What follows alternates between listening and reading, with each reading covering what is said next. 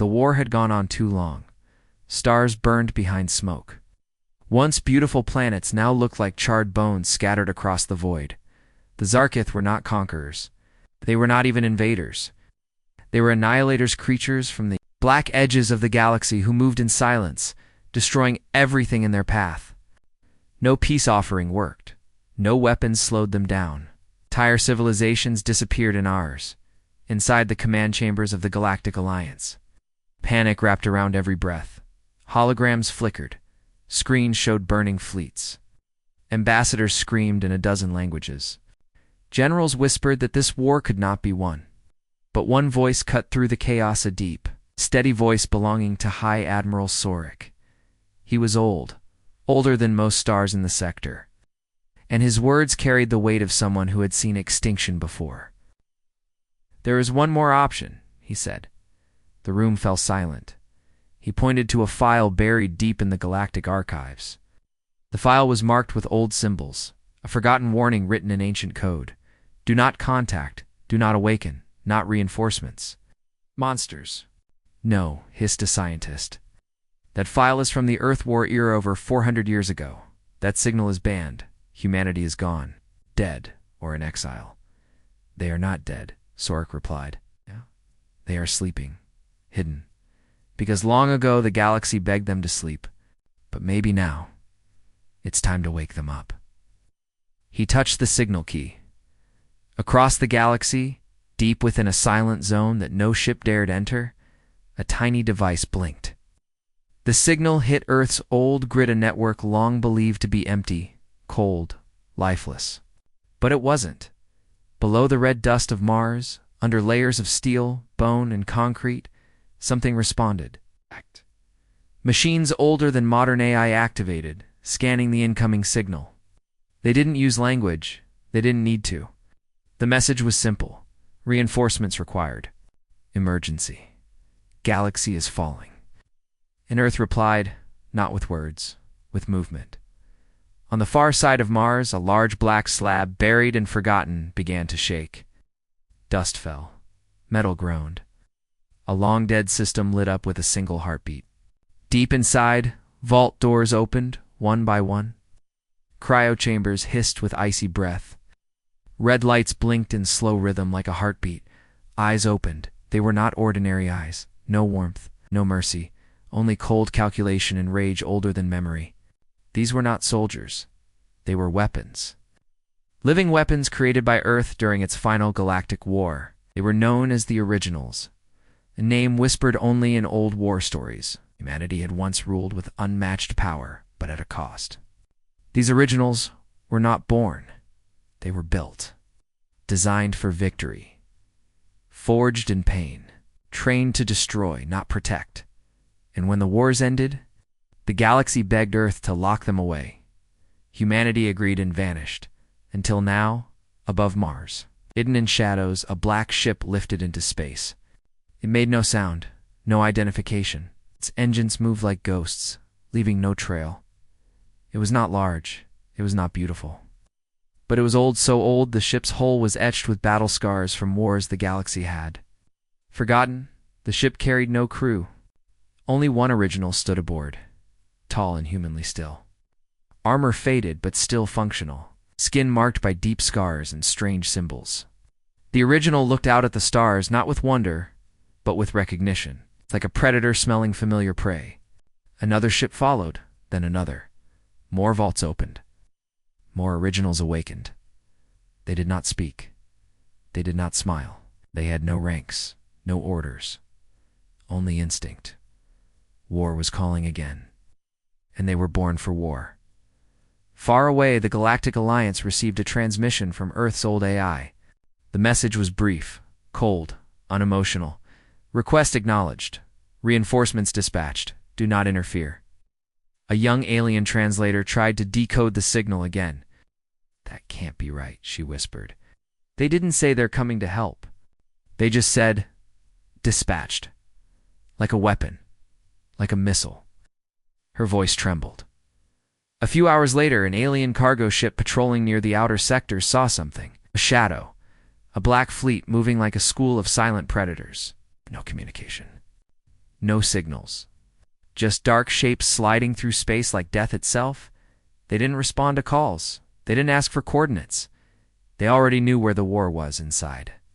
The Alliance war room alarms screamed as strange data poured in.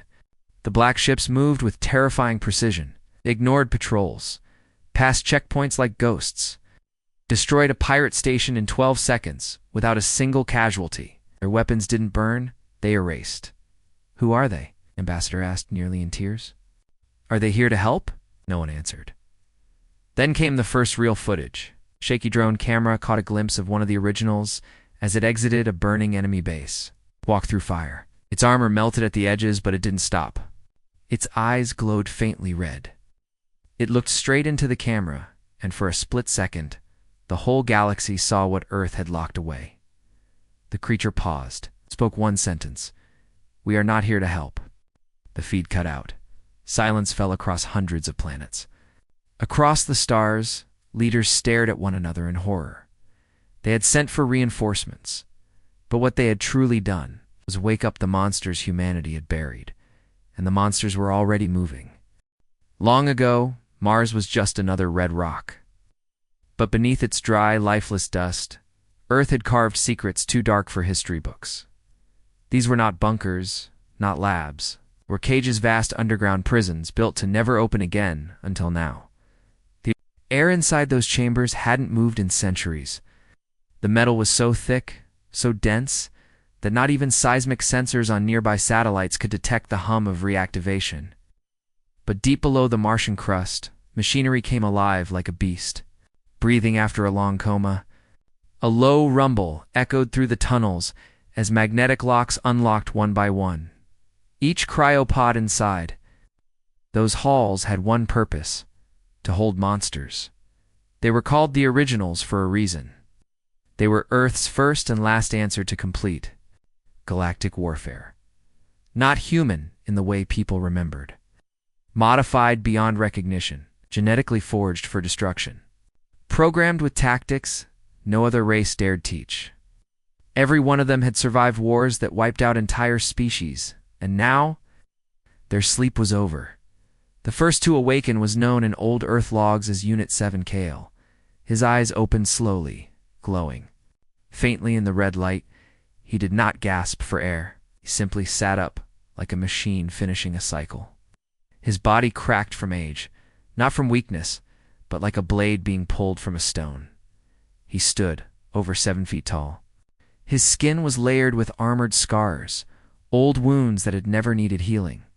His veins carried nanotech blood that still pulsed even after 400 years of sleep. On his chest, a faded mark showed the Earth sigil crossed out. Burned a word in Old Earth Latin. Ultimem the last dot, doors opened. Cold steam hissed. One by one, more pods opened. Silent giants stepped out. Some had no eyes, only metal sensors. Others had skin like stone, burned and rebuilt too many times. Each of them moved in silence, but their minds synced through an old neural link. They didn't speak, but they understood. The signal had reached them. And that meant war. No need for orders, no questions, only instinct. A deep voice broke the silence from overhead speakers. A voice that hadn't spoken aloud since the last Earth War. Originals. Protocol 00 Black has been activated. The galaxy is under threat. You have been awakened. Proceed to the Black Gate. Kale turned without emotion. Behind him, too, dozen Deathworlders followed like shadows. Above, the surface of Mars split apart. A great canyon cracked open, revealing a long-forgotten hangar that stretched for miles.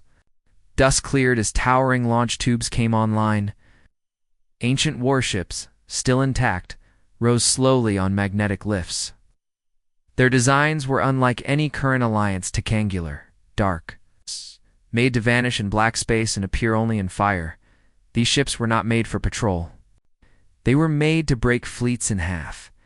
Inside the largest vessel, the AI activated as Kale stepped aboard. The ship had no windows, no color, and no crew. It didn't need them. Welcome back, the AI said. Destination acquired. Targets. Identified, Zarkith. Fleet patterns uploaded. Kale strapped himself into the command cradle. Tendrils from the ship linked into the ports on his back. He closed his eyes and saw everything. The ship became his body. In the void above, Alliance patrols picked up the strange energy spike. Satellite eyes turned toward Mars. For a second, there was only dust. Then the sky above Mars cracked open as black ships began to rise silent, invisible to most sensors, but very real. Panic swept across the Alliance watch stations.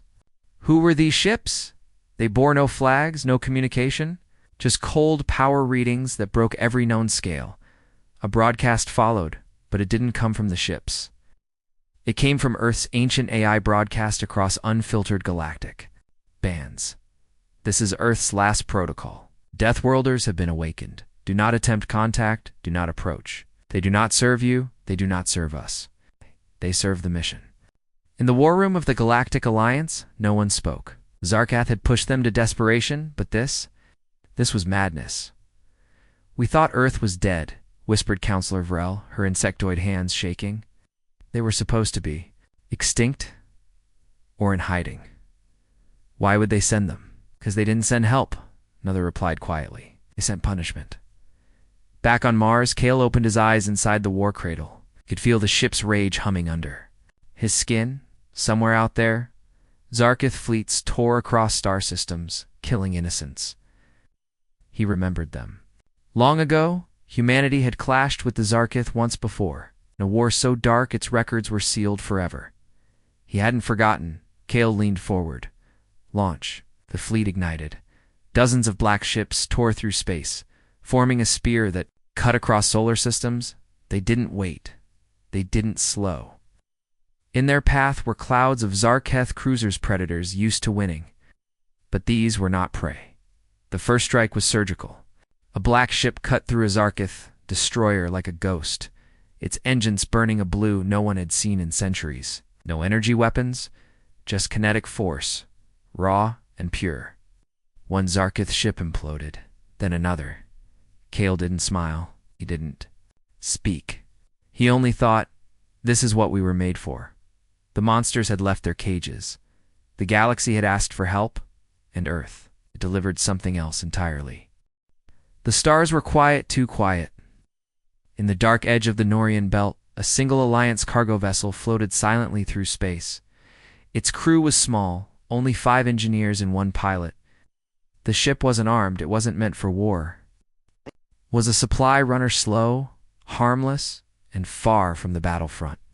But tonight, the crew would see something they were never meant to witness. Pilot Bren Talos leaned back in his seat, staring at the glowing nav map. Space had never scared him, not even during the last pirate raids. But now, something felt wrong. The sensors weren't glitching, but they were picking up strange shadows. Something massive, cold, untraceable was moving through deep space, fast and without sound. Probably a ghost signal, Eddie muttered, trying to laugh it off. But the crew below didn't laugh. Engineer Vexa, a quiet, pale-skinned Melkari, was staring at the same signal. It's not random. Look, she said, pointing to the rhythm of the movement. Straight path, no signal bounce, no deceleration. It's a fleet, she whispered. Bren squinted. No, she said, her voice dry. They don't move like this. They hunt. These things aren't hunting. They're marching. Suddenly the lights dimmed. Ship's main screen flickered, then turned black for a full 3 seconds.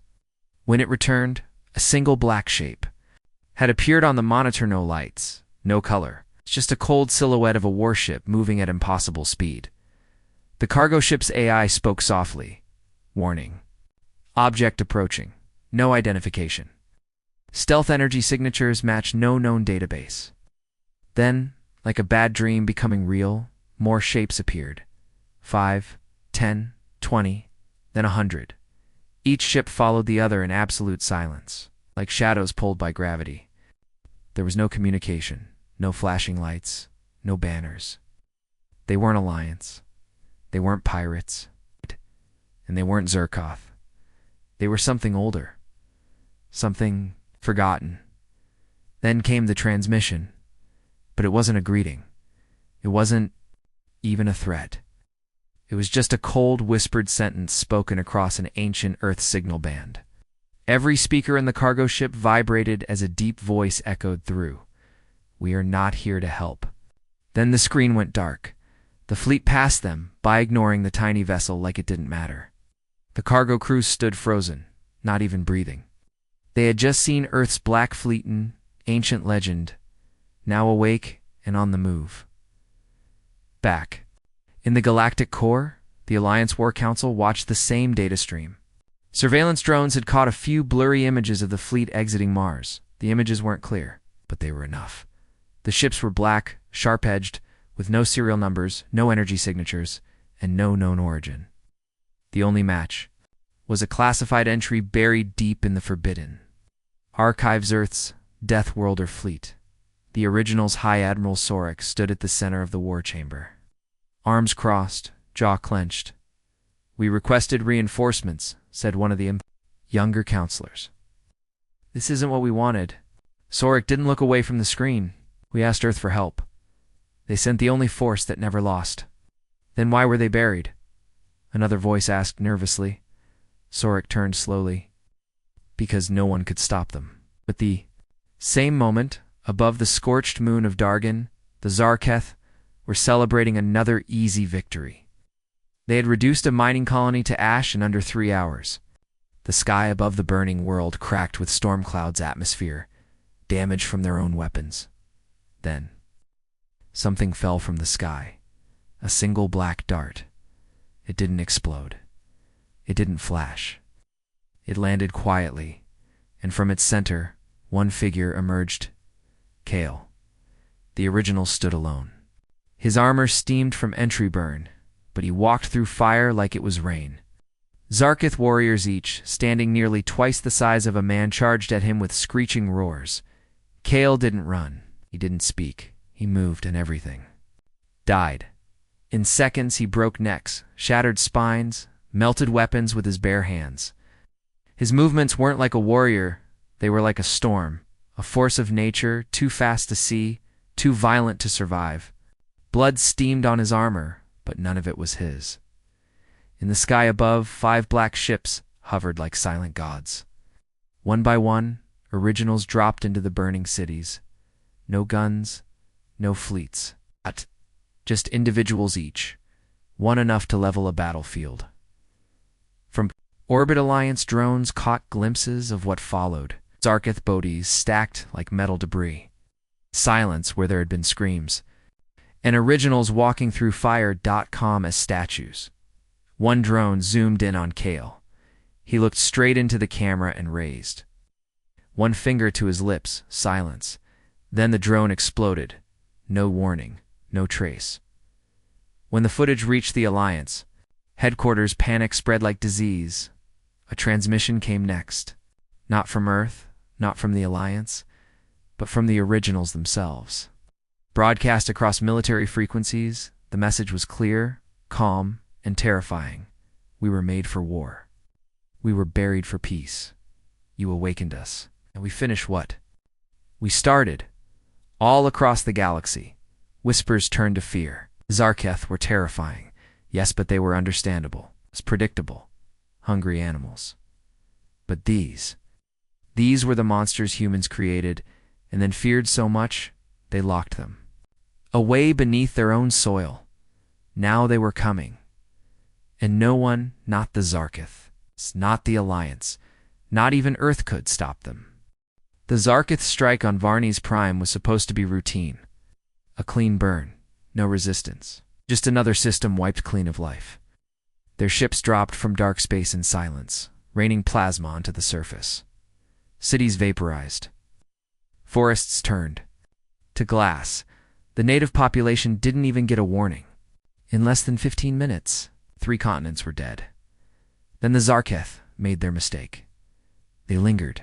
They waited for salvage crews. They hovered above the destruction, watching it with cold satisfaction. And that delayed those few extra minutes was all the originals needed.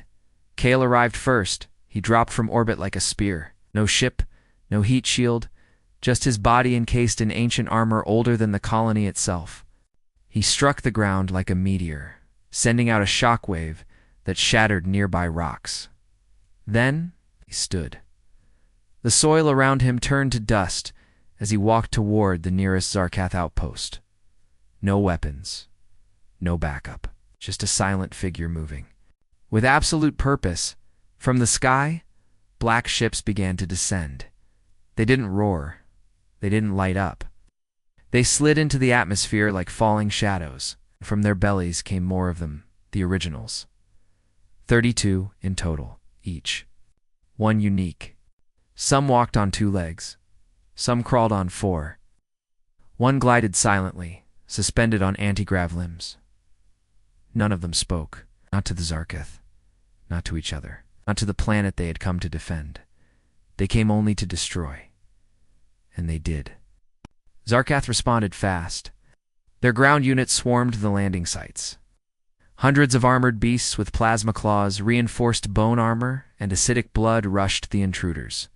They had wiped out battalions before. They'd never failed a ground war. But they'd never fought monsters like these. Kale struck first. His fist went through one Zarkoth's chest, armor and all.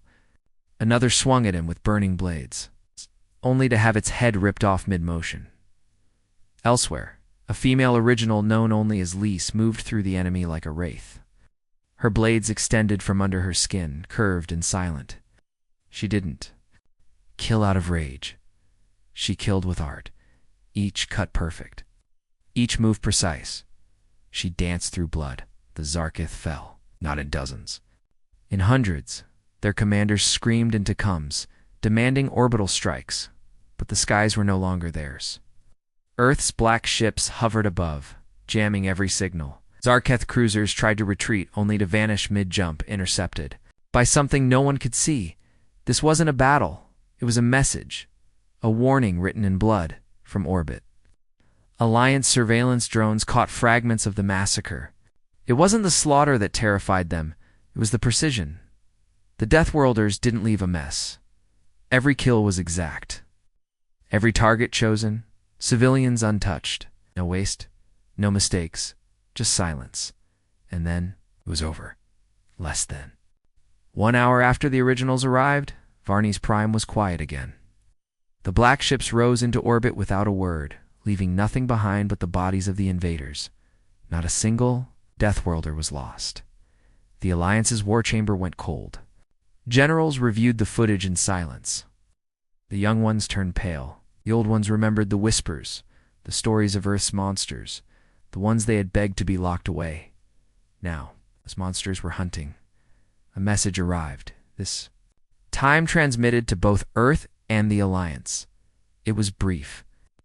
Just 3 words. Target 1 cleansed. The War Council exploded in arguments. They're unstable, shouted one ambassador.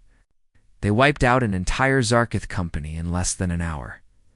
They're efficient, Sork replied quietly. They did what we could not. But at what cost?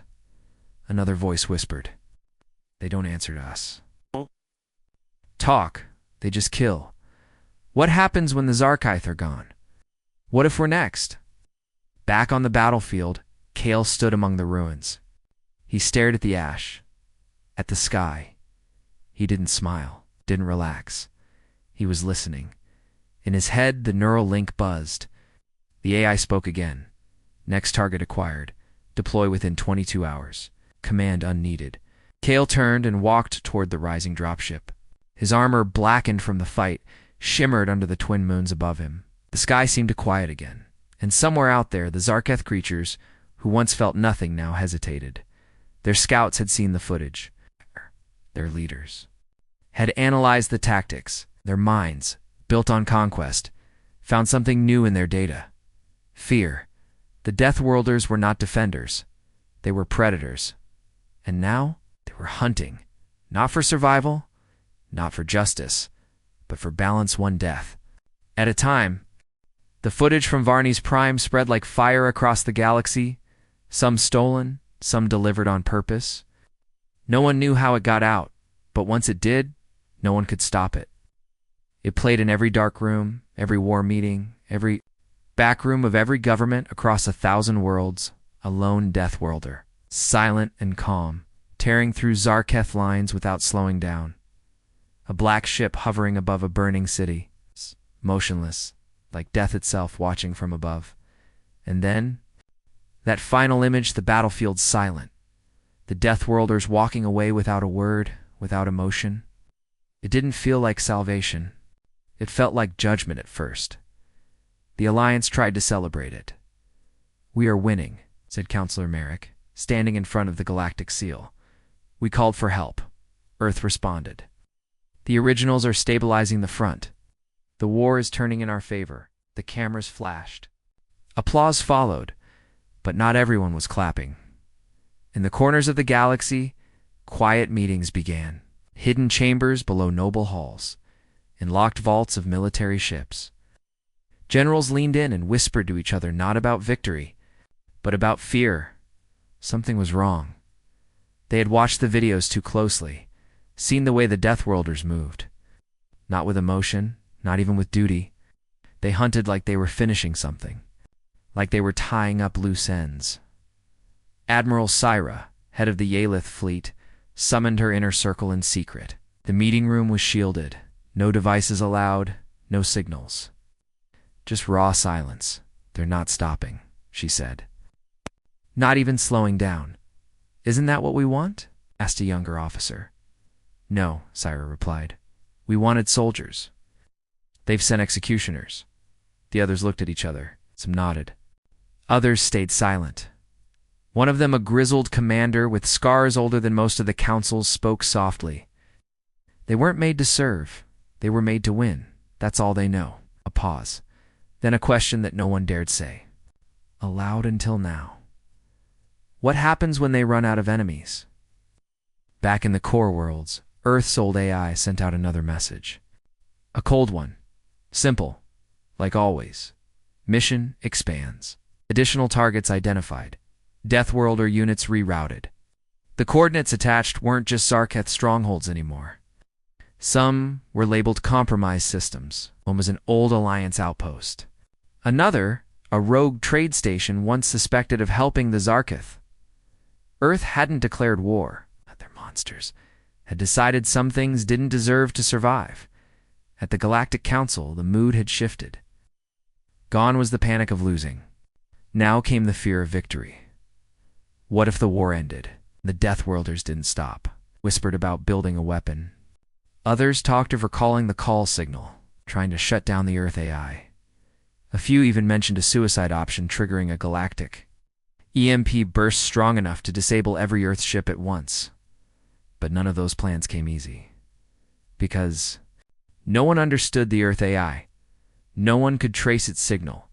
And no one, not one scientist, not one engineer, could explain how those ships moved, how they stayed cloaked, or why their weapons didn't show up on any. Energy spectrum, it was like trying to fight ghosts. Then came the leak. On the 5th night, after the fall of Varney's Prime, a data packet spread across the black markets. It contained classified Earth files, at least 1,000 years old, showing the true origin of the Death Worlders. They weren't born. They were built. Each one created in labs using spliced genetics from Earth's most dangerous predators, sharks. Bears, lions, snakes mixed with human DNA. Their bones were layered with metal fiber. Their minds linked by War II protocols. And, worst of all, they were designed to adapt. The more they fought, the smarter they became. Their bodies learned. Their weapons evolved. They were not just soldiers. They were evolution in motion. And the galaxy had woken them up. Panic spread on rich. Planets, elites, built bunkers. On military stations, commanders ran drills in secret. Not against the Zarketh anymore, but against Earth's originals, in one corner of the Alliance. Decision was made. Quiet, deadly. A message was sent through a dark route deep into forbidden space. Signal aimed at the old machines. Ancient AI network buried after the last galactic war. Carried only 4 words. We need a failsafe. Meanwhile, above the ruined world of Threx, Kale stood on the edge of a broken cliff. The wind howled. Smoke rose in spirals. Below, what remained of the Zarketh base lay in ruin. He didn't speak. He didn't move. But inside his head, something was different. For the first time since his awakening, he felt watched. The originals weren't blind. They saw the whispers, fear, the shifting silence of the galaxy they had once served and now terrified. Kale knelt beside a fallen Zarketh. Its body was twisted, barely whole, still alive, barely. It looked up at him, rasping in its broken language. Kale said nothing. He leaned down close and whispered one word, "Run." Then he stood and walked away in the sky above. The black ships circled once more. They had not stopped, and the galaxy had begun to wonder if waking Earth's monsters might be a mistake too big to survive. Deep in the frozen void between galaxies, on a hidden research station orbiting a dead star, the truth was finally uncovered. Dr. Ellen Corrin, a historian working under Alliance clearance level red, scrolled through ancient Earth archives files, long sealed, marked with warnings in a dozen languages. They weren't supposed to exist. The AI who had kept them hidden had fractured under the signal strain caused by the Deathworlders' reawakening. And now the truth was bleeding out. Ellen's fingers trembled as she opened the file marked Project Judas, humanity's final weapon. The screen flashed. Then it loaded. Video logs, audio records, genetic codes, battlefield maps. Earth military logs from the last days of the human Zarketh. War. But these weren't records of defense. They weren't even operations. They were experiments. The originals hadn't been enhanced soldiers. They had been engineered from birth genetic hybrids, the result of splicing Earth's most violent animal DNA into human embryos. Bears, raptors, sharks, electric eels.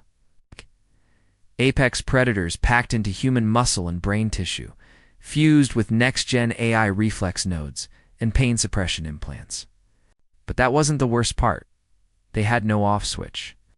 Once activated, their minds locked into a war state that couldn't be shut down. Their purpose was singular: identify threat, neutralize threat, move forward. It didn't matter if the threat was alien, human, or otherwise. If the algorithm judged it as unstable to long-term peace, it was eliminated.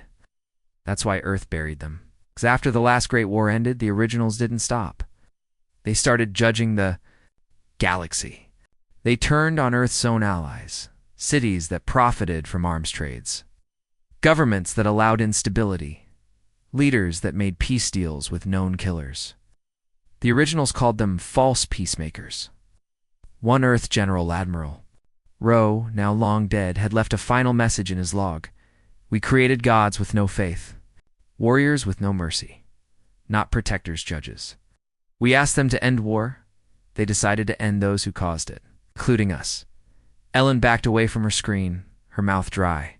The message was clear. The Deathworlders were not just soldiers, awakened to fight the Zarketh. They were sent to finish the job they never completed. Back at the Galactic Council, panic turned into arguments. We have to shut them down. One delegate shouted, "We must destroy the signal. Burn Mars. Anything." "Are you mad?" replied another. "They're the only thing stopping the Zarketh. Without them, we lose the war. They're not fighting for us." A third yelled, "They're just cleaning the board. We're just not targets yet." And deep in the void, the originals kept moving. Kale stood aboard the Oblivion, the flagship of the Deathworlder fleet. His hands were clenched behind his back as he stared into the holographic star map. Systems blinked red Zarketh colonies, supply routes, hidden nests. All marked, all scheduled. But beside the red were new markers. Yellow. Alliance-linked systems. With suspected corruption, stations known for trafficking, smuggling, or Zarketh deals. Places that had helped the enemy for profit. Places the originals had marked for cleansing. Kale's face didn't change. He didn't smile, didn't frown. His neural link absorbed the data, judged it, calculated the cost of survival. The next action wasn't a choice. It was math, logic, strategy, the AI inside Oblivion whispered. In his ear, justice is not peace.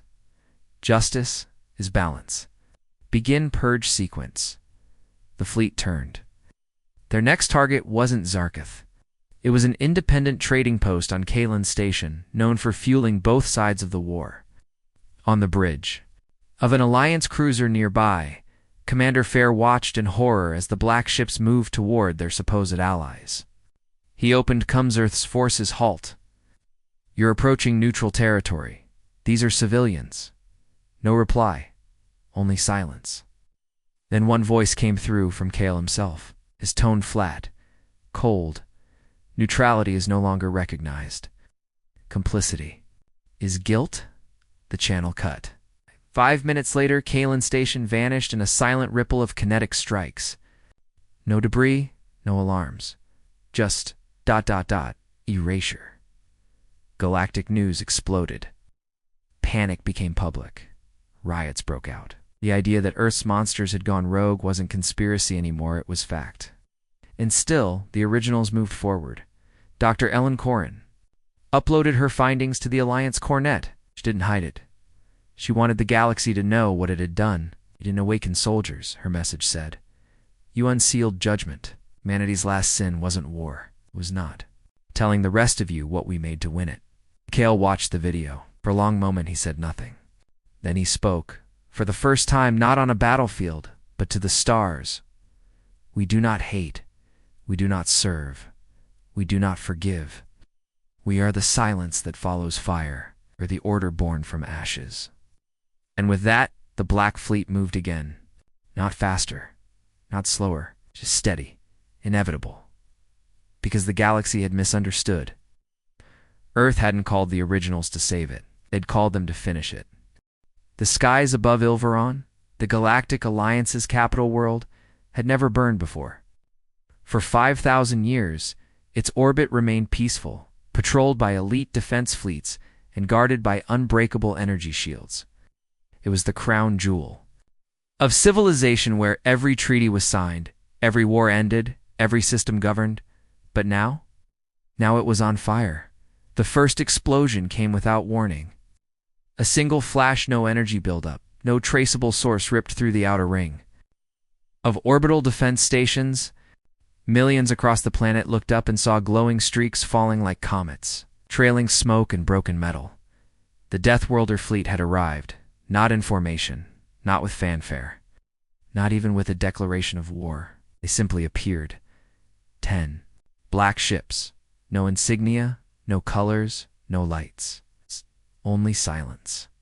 Admiral Sorik stood frozen in the Alliance command tower, staring at the tactical map. Red blips vanished one after another.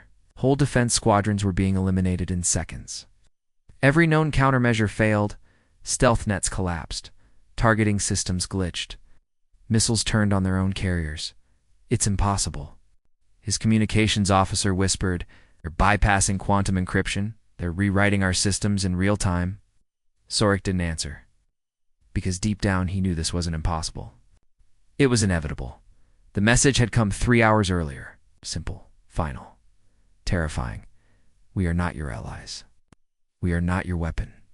We are your reckoning.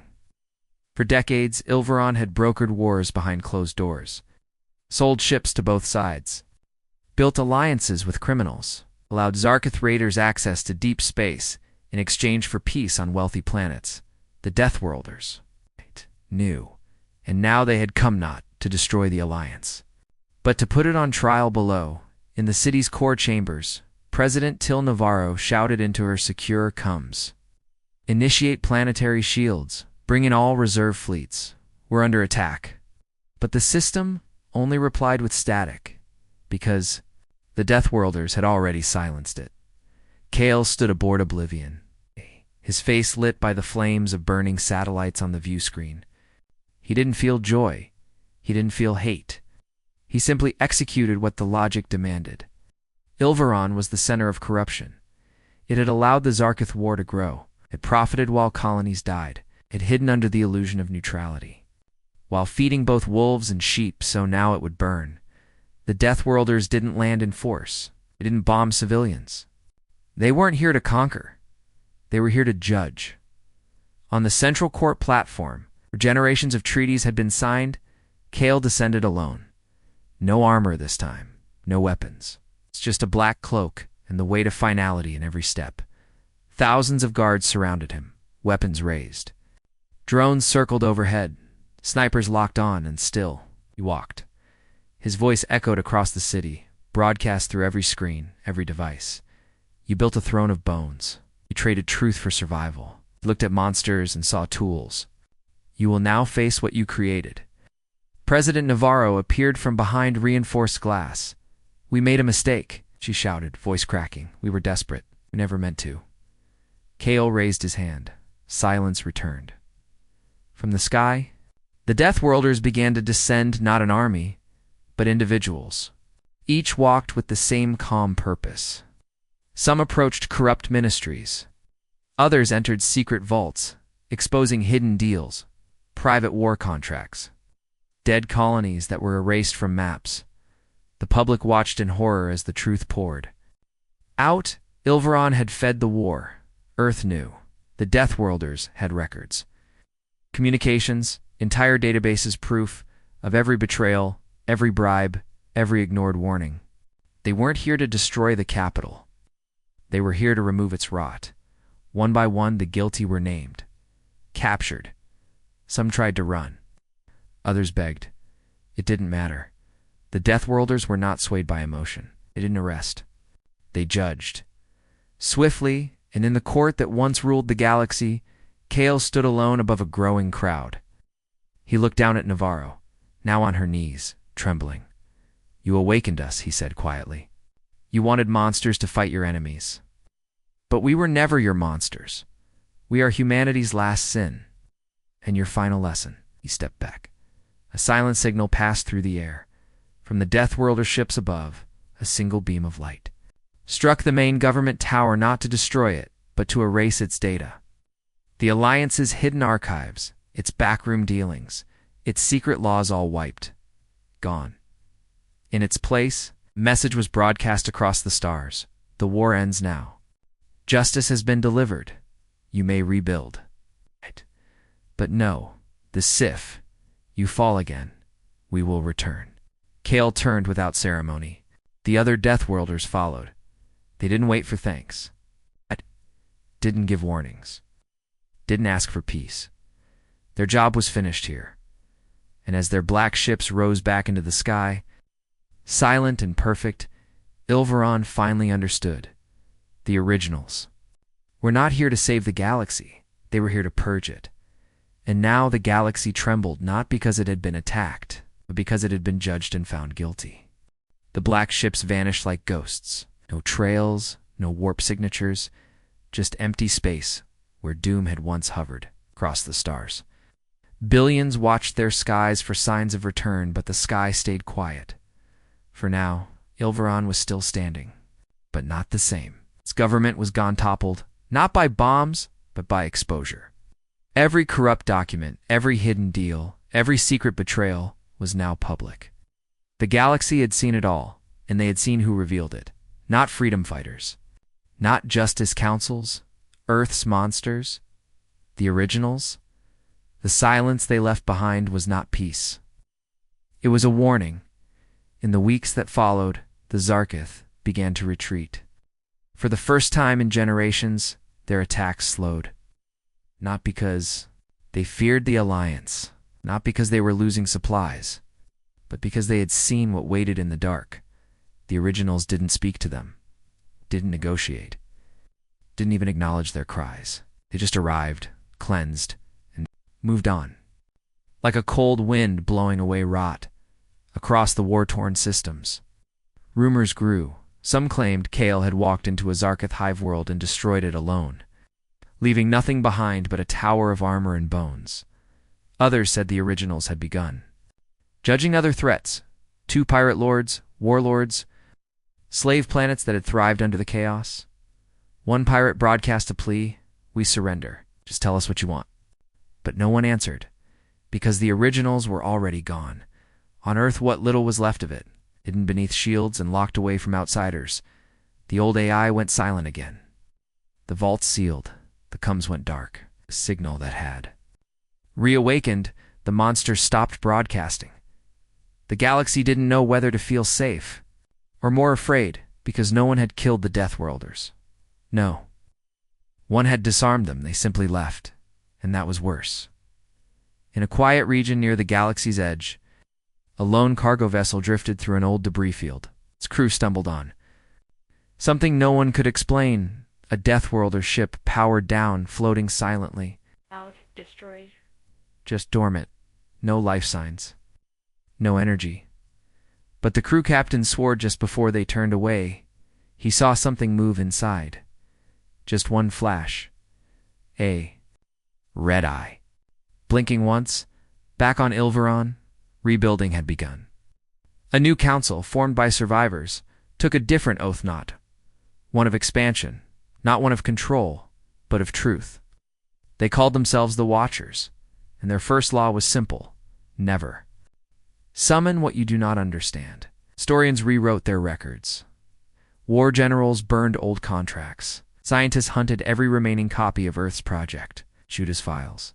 But they could never erase what the galaxy now knew. The originals were still out there, maybe sleeping, maybe watching, but not gone. Because Earth hadn't created them to serve. They had created them to survive. And should the galaxy fall into chaos, again should greed, corruption and bloodshed return, then the Deathworlders would awaken once more, not as heroes, not as villains, but as the final word in a galaxy that refused to listen.